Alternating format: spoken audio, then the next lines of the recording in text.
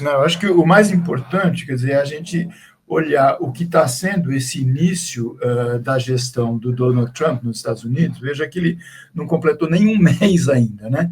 E aquela estratégia que a gente já conhece, quer dizer, de apontar a metralhadora giratória para todos e tudo no mais breve intervalo de tempo possível. Quer dizer, então, ele se mete em Gaza, ele se mete na guerra da Ucrânia, ele se mete no Panamá, na Groenlândia, no Canadá. Só aparentemente a África é que ficou relativamente poupada dessa loucura toda. Então, eu acho que tem dois componentes, quer dizer, tem um elemento que é um elemento da bravata, né? Quer dizer, no sentido de falar e não necessariamente aquilo se transformar posteriormente em medidas efetivas de política pública duradoura, né? Porque uma coisa é ele soltar um ato hoje, amanhã, eventualmente pode ser repensado lá na frente. Mas isso não significa, quer dizer, que ele deva ser menosprezado, subestimado, de maneira nenhuma, né? Quer dizer, ele já mostrou no seu primeiro mandato que ele vem, quer dizer, para estabelecer ou tentar estabelecer uma nova ordem. Dessa vez, além de ser o segundo mandato, quer dizer, ele está com a maioria no Congresso, ele está com a maioria na Suprema Corte. Então, efetivamente, quer dizer, as medidas que ele vem tratando, quer dizer, uma boa parte delas são medidas que ele pretende que se transformem em elementos, vamos dizer, mais duradouros na política pública e na política econômica e na política externa norte-americana. Pegando especificamente a questão da política externa, da política comercial. Também eu acho que a gente tem que pensar em dois aspectos. Tem países que receberam, quer dizer, para a totalidade do seu comércio internacional, tarifas e medidas mais duras, vamos dizer assim, por parte dos Estados Unidos. Então, a gente tem o caso do Canadá, a gente tem o caso do México, a gente tem países europeus, tá certo? Quer dizer, em que você tem uma ampliação das tarifas comerciais, tá certo? E você tem um outro conjunto que aí atende mais especificamente a setores e corporações norte-americanas, que são as tarifas por produtos, tá certo? Então, no caso brasileiro, quer dizer, o primeiro conjunto de medidas que foram anunciadas nos atinge não por ser visando o Brasil, né? Que é diferente, por exemplo, do que ele fala com o Canadá, né? Quer dizer, o Canadá passa a ser, entre aspas, inimigo comercial.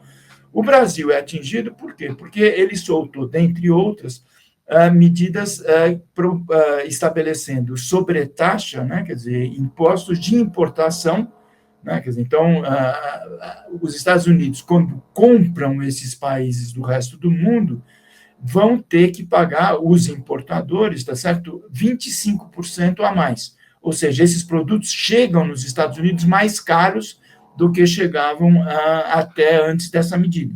1/4%, né? Quer dizer, 1/4 a mais do valor, 25%, é alguma coisa expressiva. E no caso brasileiro, o que nos afeta é o quê? Aço e alumínio. Quer dizer, que não são exatamente commodities, mas são matérias-primas de valor agregado mais reduzido do que os produtos, obviamente, nas quais elas vão entrar. Então, você imagina a indústria automobilística, quer dizer, você precisa de muito aço. Você, para produzir carros, motores, essa coisa, caminhões, etc. Você pensa a indústria de eletroeletrônicos, né, e a chamada linha branca, você precisa de alumínio como componente fundamental para esse tipo de produto, tá certo? E o que acontece? O Brasil é um dos mais relevantes exportadores desses produtos. Então, no caso brasileiro, o que acontece? A gente tem minério de ferro. Quer dizer, minério de ferro é a base no processo produtivo das empresas siderúrgicas para produzir o aço. E aí tem vários tipos de aço plano, aço encomendado, enfim. E daí eles são exportados, quer dizer, já tem alguma agregação de valor, isso é melhor para o Brasil do que exportar, como ele continua exportando ainda, né? Só minério de ferro. E no caso do alumínio, você tem o quê? A bauxita, quer dizer, que é um minério também que é base, e aí tem uma grande participação, vamos dizer, de energia, né, energia elétrica, porque você precisa ter altíssimas temperaturas para transformar a bauxita em alumínio. O Brasil também se especializou bastante nesse processo produtivo e exporta.